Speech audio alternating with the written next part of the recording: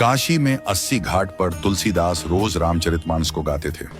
एक बार गोस्वामी प्रातःकाल शौच करके आ रहे थे तो कोई एक प्रेत से इनका मिलन हुआ।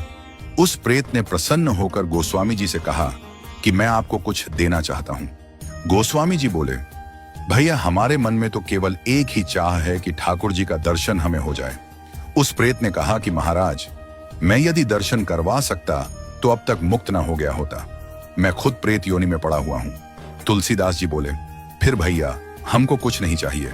तो उस प्रेत ने कहा, सुनिए महाराज, मैं आपको दर्शन तो नहीं करवा सकता, लेकिन दर्शन कैसे होंगे उसका रास्ता बता सकता हूं। तुलसीदास जी बोले कि बताइए।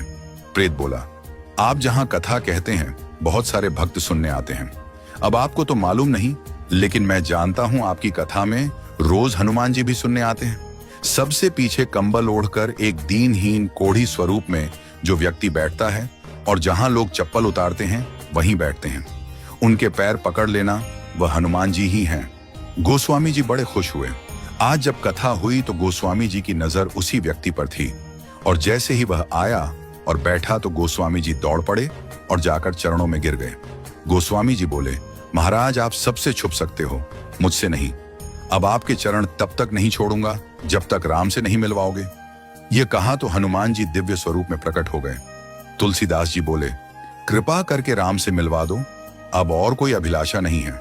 हनुमान जी बोले कि आपको राम जी जरूर मिलेंगे, लेकिन आपको चित्रकूट चलना होगा। गोस्वामी जी चित्रकूट गए, मंदाकिनी में स्नान किया, कामदगिरी की परिक्रमा की, खोज रहे हैं कि प्रभु कहां मिलेंगे। सामने से दो राजकुमार घोड़े पर आए, एक गौर वर्ण और एक श्याम वर्ण। उन्होंने रास्ता पूछा तो तुलसीदास जी ने बताया और वो चले गए। फिर हनुमान जी प्रकट हुए और बोले, अभी जो राजकुमार घोड़े पर थे वही तो राम और लक्ष्मण थे। आपसे ही तो रास्ता पूछा और आपने नहीं पहचाना। ये चूक हम सब करते हैं। न जाने कितनी बार भगवान सामने आए हों और हम पहचान नहीं पाए हों। सबका आदर करो, क्योंकि न जाने किस रूप में नारायण मिल जाएं। गोस्वामी जी बोले, हनुमान जी आज बहुत बड़ी गलती हो गई, कृपा करवाइए फिर मिलन हो। हनुमान जी बोले, धैर्य रखो, फिर मिलेंगे। गोस्वामी जी मंदाकिनी के तट पर स्नान कर चंदन घिसते हुए श्री राम जय जय राम गा रहे थे।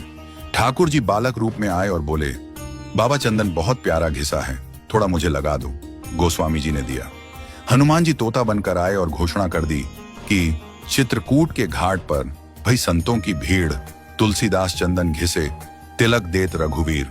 तुलसीदास जी के कानों में यह वाणी पड़ी तो चरणों में गिर पड़े। ठाकुर जी बोले, अब नहीं छोड़ूंगा। प्रभु दिव्य रूप में प्रकट हुए और अंतर्ध्यान हो गए। वह